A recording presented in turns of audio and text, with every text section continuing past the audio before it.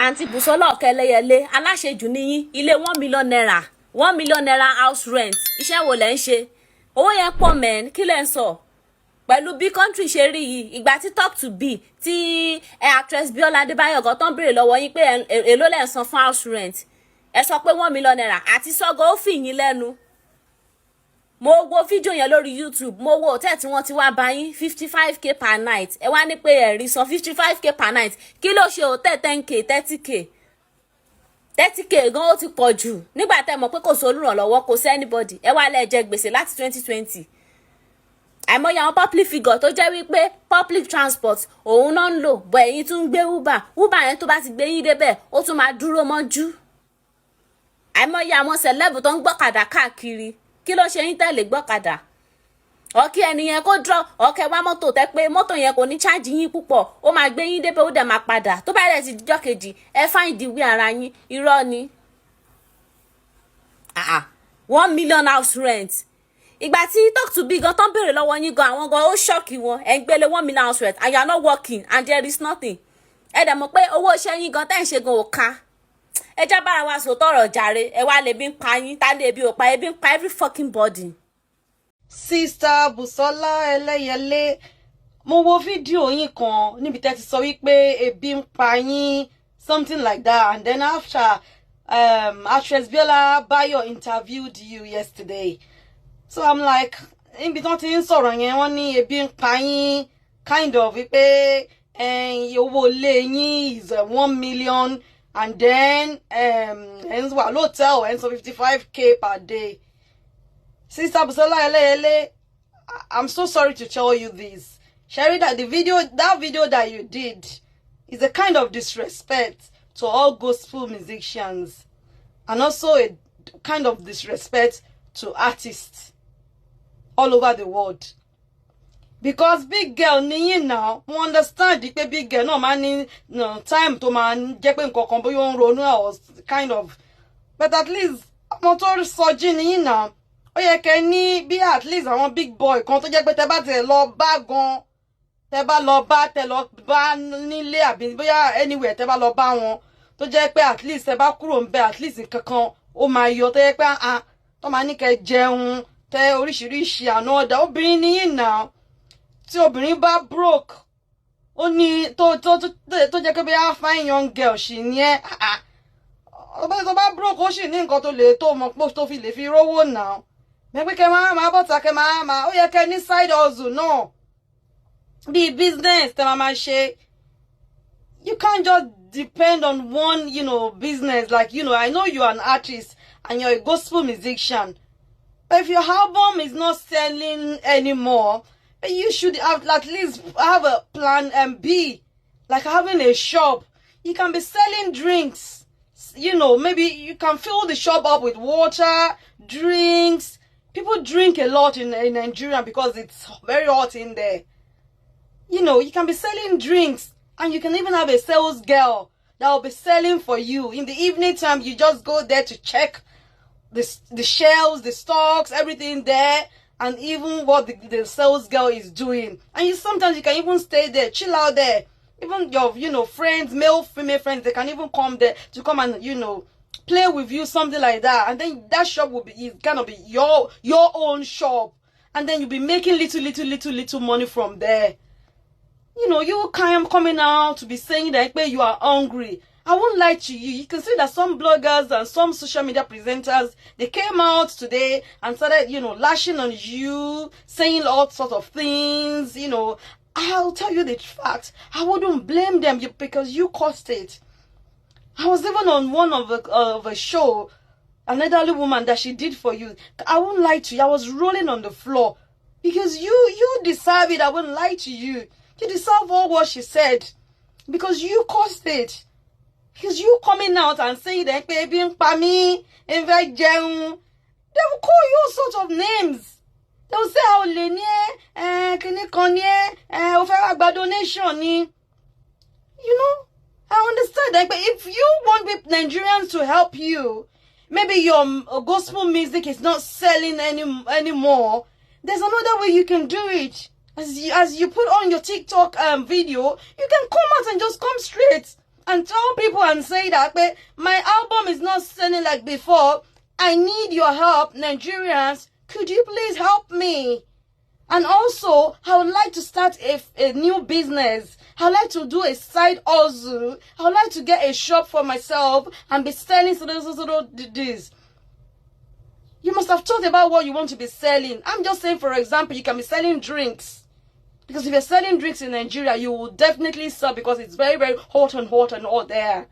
So I want to be selling this. So please, if anybody can, if you could help me, I'll be so grateful.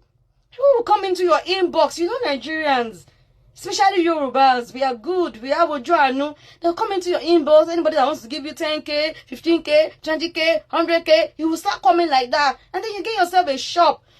You know, you should have come direct.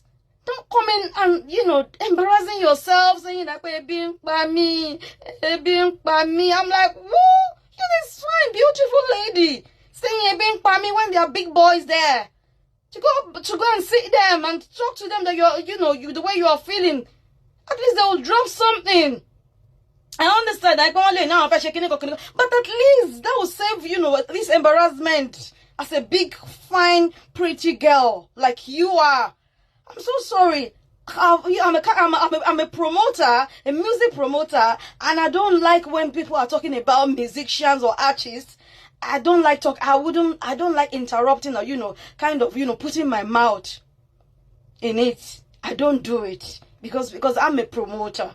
You understand? So me can like it. I'm a artist. King Magbenusi.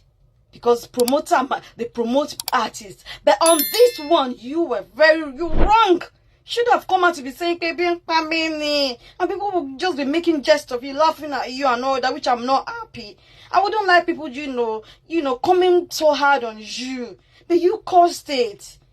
Because I felt for you to have come out like that, to come and say it in public, like you're being me as a big girl. You must have been going through something, but not that you're being paying. Le male being paying ke magba hotel 55K, and people said that hotel will be more than that 55K that you said. That maybe you even divided it into two. That could be around 90-something thousand or 100K. That you just said 55K. And also, you should cut your coat according to your size. If you know you are not making a lot of money in the gospel music industry anymore, then you shouldn't be renting a flat or an accommodation for 1 million. That's too much for you. You can't afford it, then why would you get a 1 million accommodation for yourself? It's too much. I understand that you want to live a big life, a larger life like big girls. If you want to live like a big girl, you need to work. People are getting tired of celebrities, showing off, showing that they are rich, and later on they'll be coming back on social media, displaying that the kind of they have nothing, crying and all that. After people believe that people are rich and all that. Now I'm not pointing on your fingers at you. Now I'm talking to celebrities altogether. Now I'm generalizing. You understand what I mean? So please.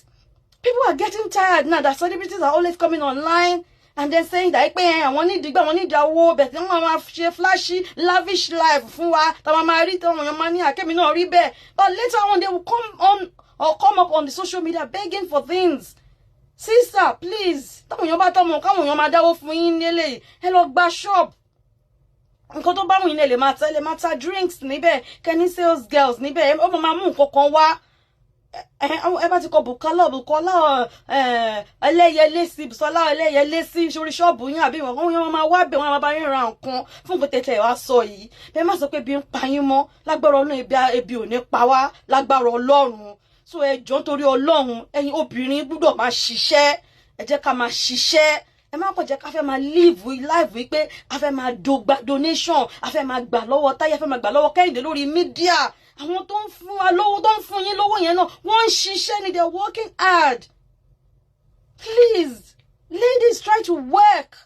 And now oríṣiríṣi nǹkan ló wà lórí social media náà tá tẹ̀ tún gbọ́ ọ̀rọ̀ actor Aremu àti Fọlá Tinubu.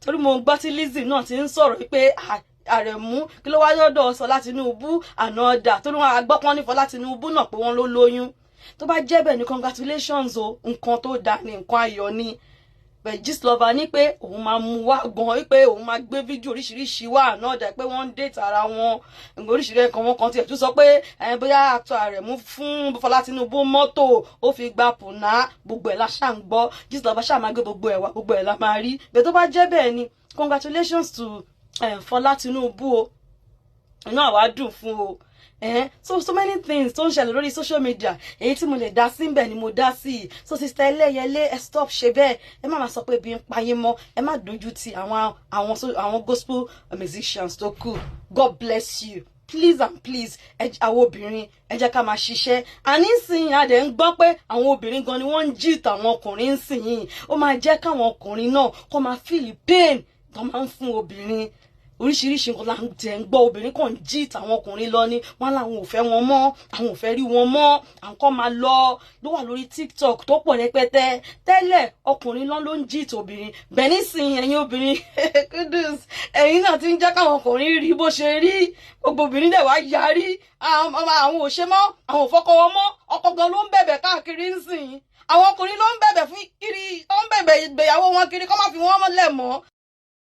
Ẹkún tó wá sun níbí Bíọ́lá ló ní kó wá sun ẹkún yẹn ṣé mo yí pé mo ṣe fídíò lórí ẹ̀ lánàá mo dẹ̀ gbé Polaris account ẹ̀ jáde pé káwọn èèyàn ẹ̀ pẹ́ simply because the part of Busola Oke sleeping in an hotel worth 55,000 naira per night, I didn't see that aspect. Why? Because I didn't see it coming. I mean, expect pé èèyàn kan lè sunkún wá síta kó máa sun hotel 55,000 naira per night kó dẹ̀ wá sunkún wá síta pé òun ò róúnjẹ jẹ ebi ń pa mí ni mo ṣe interview àróúnjẹ jẹ ló jẹ́ kí n ṣe interview ìyẹn lèmi gbọ́ tí mo wà carried away ṣé wàá rí in all days Biola Bayo, our beautiful sister ẹlẹ́yinjú àánú, you know you are a beautiful woman in and out, I know that. Ṣórí mi nǹkan kan tí mo notice ni pé ẹni tó bá láàánú ó máa easy láti tètè scam mi. Yeah, ṣé àlàyé ẹni tó bá lójú àánú ò ní the story púpọ̀ àti gbẹ́mọ̀ṣán bọ̀, you understand?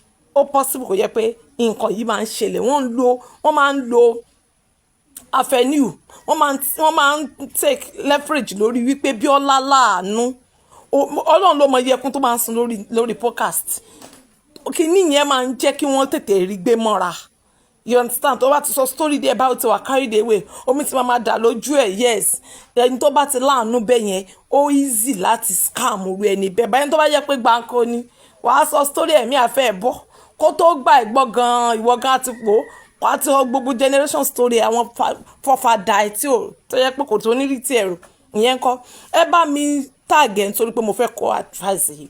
Advice tí mo ní fún Bíọ́lá ni pé Bíọ́lá ó jẹ́ nǹkan tó jẹ́ wípé ó lórúkọ má jẹ́ kí àwọn kọ̀ọ̀kan tó bá ń gbé wá fún interview má jẹ́ kán rọ̀bẹ̀ off of the name and the brand you have been building. Yes, má jẹ́ kán rọ̀bẹ̀, please. Mo mọ̀ pa láàánú ni ẹ bọ̀ máa ṣe investigation ẹ dáadáa. This is the way to go about it. You are expanding. As you are expanding, ó yẹ kó mọ̀ wípé you cannot do this job alone. You need team, not ordinary team. Tó yẹ pé o need team. There's everything. There's àwọn team ẹ ò wà articulate tó, àwọn team ẹ ò wà effective tó. O need àwọn team tó wà effective, àwọn team tó wà upright, àwọn team tó ní integrity. Àwọn team tí ò ní gbowó ẹ̀yìn tán ní sọ wípé ẹ bá wa kọ story yẹn bó ṣe rí lélẹ̀ kìdíkan tó kàn kó story jọ tó máa yọwó lápò. No, that shouldn't be. Ní àwọn team tó jẹ́ wípé wọ́n ní ìbẹ̀rù Ọlọ́run, àwọn team tó jẹ́ wípé wọ́n fẹ́ òótọ́, they are upright. Kò sẹ́ni tó pé tán, but at least to some extent wọ́n wà upright. Those are the teams you need around you. And these are the people tó yẹ pé wàá máa táyà kan bá ti fẹ́ gbé story ẹ̀ wá ẹ lè wà lórí story èèyàn kan for 6 months tẹ́ ẹ̀ bá ti get n tẹ́fẹ́ kẹ́ ẹ investigate ẹ̀ pa. I mean thorough investigation. Tí àwọn èèyàn náà bá mọ̀ tó bá fẹ́ wá gbé story báyìí tó bá ti ní Abíọ́lá ó máa scrutinize ayé ẹ̀ pa ó máa béèrè béèrè débi wípé yes kúnkùndún ọ̀rọ̀ wọn ní wá máa gbé omi ojú máa wo omi ojú máa wò pé báwọn ṣe ń da omi lójú ní story wọn ṣe wà pathetic so tó no àwọn èèyàn lè fọ́ọ̀mù ẹ̀ torí lórí app wọ́n mọ̀ wípé tó bá ti sunkún ayé agbóhùn ẹ̀ tó o bá ti lè sunkún ẹ ṣe bẹ́ẹ̀ rí Mirabel nígbà tó bú sẹ́kún omi ojú ẹ̀ ó kàn wá abiyamọ làwa bá gbé sórí pé wọ́n ti grape ẹ̀ o justice for Mirabel torí pé ó lè sunkún ni tó o bá ti lè sunkún kí kéèsì ẹ kó wà pathetic jù bẹ́ẹ̀ lọ tó o bá ti jẹ́ni tó lè dá mi lójú ayé ò ní gbóhùn ẹ̀ so àwọn èèyàn wọ́n ti mọ logic yẹn pé ẹkún ló lè ṣe lórí social media and that is why a lot of people will come to you wọn ní tí sọ̀rọ̀ débi kan wọ́n ti bú sẹ́kún ìwọ náà máa sunkún pẹ̀lú wọn the next thing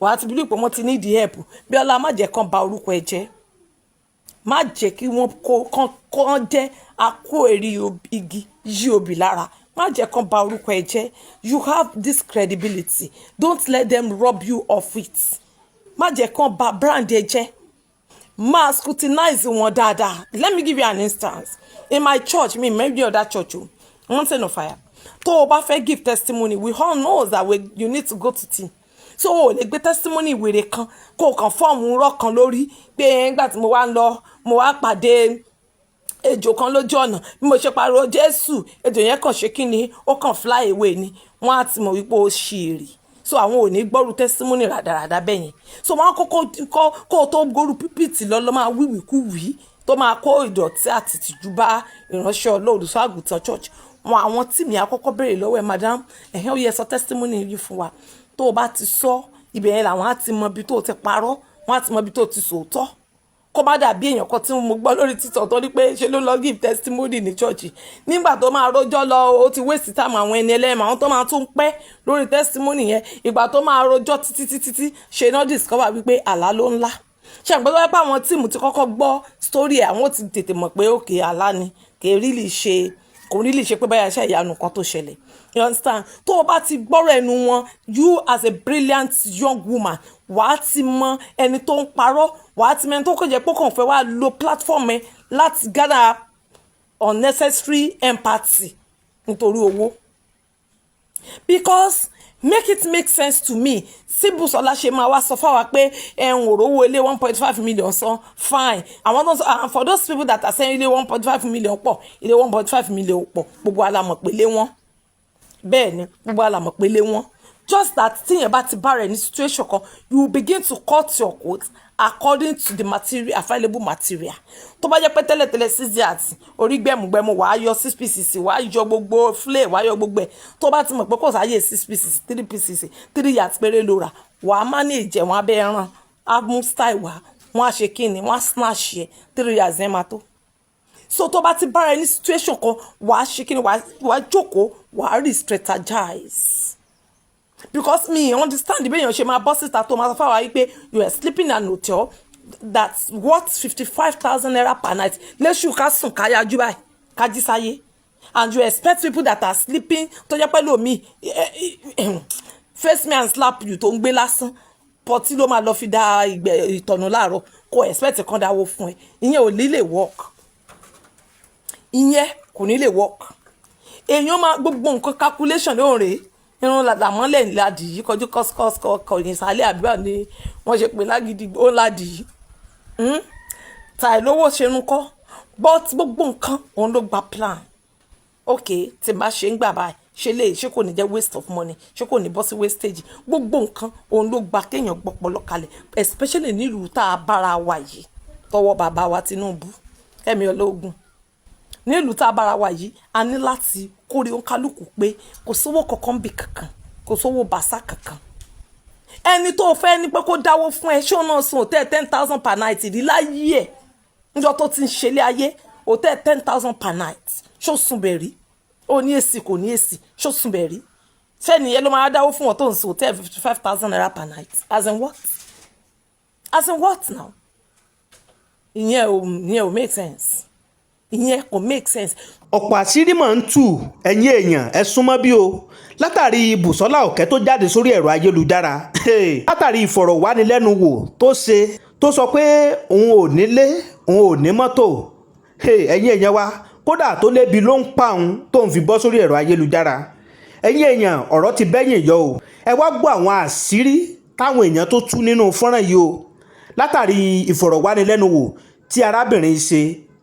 àwọn tó mọ arábìnrin yìí láti ìbẹ̀rẹ̀ pẹ̀pẹ̀ ní ìgbà tí nǹkan sì wà lójú ọwọ́ fún un wọ́n ròyìn gbogbo ìwà tó wù pàápàá jùlọ àwọn ìgbésẹ̀ tó gbé kí ni ìgbésẹ̀ tó gbé kí ni ìwà tó wù táwọn èèyàn fi jáde sórí ẹ̀rọ ayélujára tí wọ́n fi ń sọ nípa ẹ̀. ẹ̀yin èèyàn ẹja máa sọ wà wò tó bá ń dùn lónìí ẹ jẹ́ ká rántí ọ̀la ẹ má wàá jẹ́ ń gbà yín lákòókò ẹ súnmọ́ bí ẹ wá gbọ́ àṣírí bó ṣe lọ nínú fọ́nrán yìí. bó bá jẹ́ ìgbà àkọ́kọ́ yín rè tẹ́ bá ìkànnì Kúnlé Ìjẹ̀ṣà pàdé akín pé ẹ káàbọ̀ sórí ìkànnì wa ẹ̀yin tó sì jẹ́ pé ẹ̀yin olólùfẹ́ wa tẹ́ ti wà tipẹ́ lágbára Ọlọ́run Elédùmarè ojú tẹ̀ fi ń wò wá ojú náà ò ní fọ́ etí tẹ̀ fi ń gbọ́ wa etí náà ò ní dì oríire létí gbogbo wa ò mọ̀ gbọ́ o tọ́ ẹ̀yin èèyàn tó bá jẹ́ ìgbà àkọ́kọ́ yín rè tọ́ ẹ̀yin èèyàn wa ẹ tẹ subscribe button yín káyìn náà kẹ́ lè máa jàǹfààní lóòrèkóòrè bàbá ṣe mú fúnra wa sórí ìkànnì wa ẹ má wàá gbàgbé àdéhùn wa là ń múṣẹ lórí ìkànnì Kúnlé Ìjẹ̀ṣà pé gbogbo nǹkan tó bá ń lọ káàkiri gbogbo àgbáláyé làámọ̀ mú wá lọ́lọ́kan òjọ̀kan tẹ́yìn náà tẹ́ mọ̀ fojú ara yín rí tẹ́sì mọ̀ fi etí ara yín gbọ́ bó ṣe ń lọ. ẹ jẹ́ kí n tó gbé fọ́nrán wọlé ẹ má jẹ́ ń gbà yín lákòókò ẹ má jẹ́ ń dènà pẹ́nu látàrí àwọn àṣírí tí wọ́n gbé jáde nípa arábìnrin Busola Oke ìyẹn Eleyele fọ́nrán náà rèé ẹ jẹ́ ká tún gbọ́. tí wọ́n bá jẹ́ pé Bíọ́lá ti gbọ́ interview ẹ̀ dáadáa tó ti wo irú aspect yẹn wàá ti mọ̀ wípé no kò ń ṣe ibi ló ń pa ẹni tẹ́bí ń pò ní sòtẹ́ 55,000 ẹni tẹ́bí ń pò ní sòtẹ́ 55,000 níbo ló kí ló fẹ́ fi kún 55,000 azin 50 àti márùn ebi dẹ̀ ń pa irọ́ ni kò possible kò pọ̀ ebi kọ́ tó bá yẹ pé o kéésì tá à ń sọ pé àmọ́ olówó mo ní ìdí owó business kìdí kan orin ò pé mọ́ agbọ́ yẹn ayáwó ayáwó pé òkè ó fẹ́ ra ẹ̀sán padà fine tó bá jẹ́ wípé Bíọ́lá ti gbọ́ interview yẹn tẹ́lẹ̀ Bíọ́lá máa tó dẹ̀ rò dáadáa tó náà digest ẹ̀ tó sùn you sleep on it ó sùn méje tágbàlagbà ń sùn ó ta káka owó wàá wò pé owó kọ́ ló nídìí òní sọ fún wa pé ká dáwó wàá wò bóyá ó nídìí connection fún àwọn new record label àbí ẹ̀yin churches ẹ máa pè wọ́n o ó sì ń kọrin o ẹ má jẹ́ kórúkọ ẹ parẹ́ o maybe that is what you will have done maybe just maybe kó jẹ́ wípé o máa sọ churches o ẹ sì máa pè o she still singing o nothing is wrong with her o ó kàn nídìí pé connections and all that tó bá jẹ́ yẹn ló pariwo síta ó máa wà understandable tó bá tẹ̀ wá wọ anybody ó wà lè wò ó out of pé yes kó fún lówó o but wípé ká máa dáwó fún ní láti ìgbà tí ọdún yìí ti bẹ̀rẹ̀ báyìí ń sìn láti January to February yìí mi ti sọ hòtẹ́ẹ̀lì 5,000 naira per night ṣé èmi ni màá máa dáwó fẹ́ni tó sọ hòtẹ́ẹ̀lì 55,000 naira orí ẹ̀ 5,000 orí ẹ̀ yẹn mi ti sọ hòtẹ́ẹ̀lì 5,000 kẹ́sẹ́ pé kòwé mi náà kí n lọ sùn kí n lọ tán èsì sórí kí n ta kàkà ẹ̀yà ẹ̀ máa gbóúnjẹ wá kò sẹ́ni tí mọ́ndàlá òwú ó ń kálukú fọgbọ́n ṣe ni shit happen situation change nǹkan lè yí bírí Bíọ́lá I am not faulting you and we are going to criticize constructively with love la ma criticize we are not going to do it the way some people are doing it don't pay jáde don't call it out don't so no I'm not going to do that because I've not found you wanting for a while so there's no point you have been doing well you have done a lot of good things ìwọ ló gbé yìí Madam Jumoke wá ń gbà tá investigate ọ̀rọ̀ àrí pé Madam Jumoke ní case àbí sí Madam Ọláyínká tó yẹ pé wọ́n ní ìdí ọmọ tọ́lọ́ndẹ́ lù ẹ́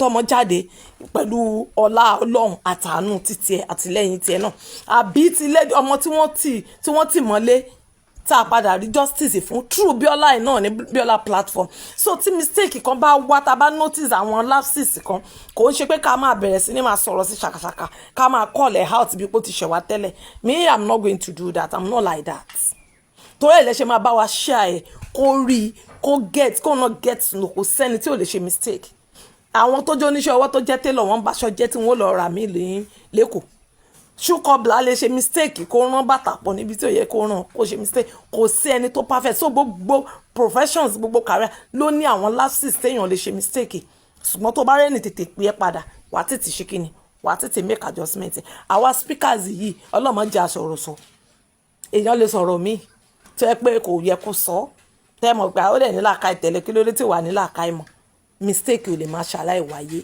bẹ́ẹ̀ ni kò sí ni. So Biola Bayo, please I beg of you, àwọn tó bá fẹ́ máa gbé wa máa scrutinize wọn kó o lè mọ̀ tán nídìí gangan. Ẹlòmíì kò ń ṣòwò ló nídìí, connection ló nídìí nítorí pé ó ní talent. Ó ní talent tó jẹ́ pé ó lè mú kó ṣe kí ni, ó lè kọrin, Busola lè kọrin níbi wedding. Ó lè kọrin níbi wedding, tó bá yẹ pé àwọn èèyàn ò pé àwọn èèyàn ò pè mímọ́ o. Ó lè kọrin níbi wedding, àárín ta fọ kí lorúkọ kọ́dé celebrity wife yìí kí lorú Kúnlé Afford. Àárín tó ń ṣe náà tó máa lọ bá àwọn màmá yẹn tó máa sọ wípé ó yá ẹ máa pè wọ́n fẹ́rẹ̀ o, wọ́n sì ń ṣiṣẹ́ o, ó yá ẹ máa pè wọ́n fẹ́rẹ̀ olú àmì ní ẹlẹ́yà yẹn ó pé ó yá ẹ máa bá wọn pè wọ́n sí fíìmù o, wọ́n sì ń ṣe fíìmù, wọ́n sì ń gbowó wọn torí pé àtẹ́lẹwọ́ ẹni kì í tán ní jẹ. So coming out everybody máa tan kámẹ́rà kó máa tan kámẹ́rà sí wọn lójú kó máa sunkún kó máa domi wòròwòrò kó máa gbomi lójú wa kó máa já sí pé ó yá at the end of the day ẹ̀tẹ̀wó àwọn situation gbogbo èèyàn kan lórí bẹ́ẹ̀ yẹn Biola, please correct that. Má jẹ́ kí àwọn èèyàn máa fomi eré òbí igi tiwọn yí òbí tiẹ̀ lára. You are more than that. Brand ẹ ti lọ jìnnà jù bẹ́ẹ̀ yẹn lọ. Please I beg of you, make an adjustment. Make an adjustment. People are complaining already, and you know people ẹni tó fi pàdé Ògún lónìí náà fi pàdé Ògún lọ́la, ẹni tó fi pé Hosanna lẹ́nìí ni wọ́n máa fi kan ẹ̀kan má gbélébù lọ́la. Some people cannot correct people constructively. So please, we will have to correct you out of love. Kò sẹ́ni tó gbọ́n tán. Nobody is an island. Máa scrutinize àwọn tó fẹ́ gbé wá. Kó o mọ̀ wípé story wọn ṣe kí ni ó genuine. Kó o rí pé tí wọ́n ní ìdílé bóyá owó ni o. Bóyá ẹ bá wa pè wọ́n fúnṣẹ́ o. Contractor ni ẹ bá wa gbéṣẹ́ fún wọn o. Bóyá tó ní ìdí nìyẹn. It's not everything ni pé tẹwó. Okay? Kò sówó kan. Everybody náà fi wèrè pọ́ọ̀tì ẹ̀ náà. Do you get? Everybody will report sí ẹni. Situation wọn kan worst ju tiẹ̀ lọ. Obìnrin tí mo gbé wá síbí báyìí tó ń fọ̀pá rìn. Ṣé situation Busola ó tó yẹn ni? Tó fọ́ lójú, tó ní ìbejì lọ́wọ́, tó tún ní asthma. Àtọ̀hún àtọkọ afọ́jú ni wọ́n dẹ̀ tún ní ìbejì. Ọlọ́run tún wó tó bù wọ́n ìbejì. Àwa tó jẹ́ pé agbé lápá pẹ́lẹ́sẹ̀ tàbí ìbejì gan wà láìtàlẹ́ mi fẹ́ bọ́.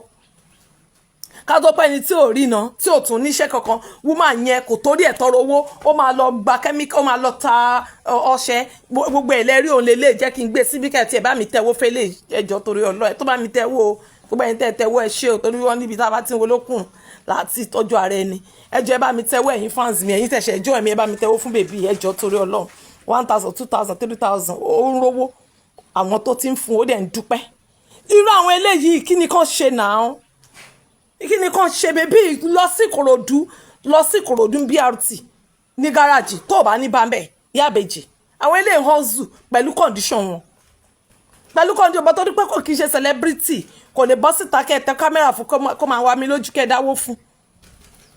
Do you understand? So please ẹ jẹ́ ká mọ̀ tá à ń ṣe Biola Bayo I beg you please make an adjustment wọ́n jẹ́ kàn bá brand ẹ̀ jẹ́ jọ torí Ọlọ́run ẹ jẹ́ bá mi share ẹ̀kọ́ kan lára ẹ bá mi tag ẹ God bless you my people kẹ́ni wonderful day bye. tọ́ ẹ̀yin èèyàn wa ẹ wò ó fọ́nrán náà látún ní ká tó mú wá sí etí gbọ́ ẹ̀yin olólùfẹ́ Kúnlé Ìjẹ̀ṣà nítẹ̀yìn náà bá nílé ròǹgbà látàrí fọ́nrán tẹ́ ti gbọ́ ẹ jẹ́ ká gbọ́ èròǹgbà yín lábẹ́ kọ́mẹ̀ǹtì wa ẹ wò ó ibi táwa fi àdàgbẹ́ tó ìsọlẹ̀ síre tó bá tó ṣe ń lọ àmọ́ mo wá lọ́lọ́kan òjọ̀kan sórí ìkànnì Kúnlé Ìjẹ̀ṣà tẹ́yìn náà tẹ́ mọ̀ fi ti ara yín gbọ́ lẹ́kùnrẹ́rẹ́ àdúrà wa sí gbogbo ẹ̀yin olólùfẹ́ Kúnlé Ìjẹ̀ṣà ni pé a ní síwà wo orí wa ò ní gbàbọ̀dé ire báyìí lójú owó rí ire lójú ọ̀la rí ire lójú gbogbo wa ọmọ rí o ìpàdé wa bí oyin ó dàbọ̀.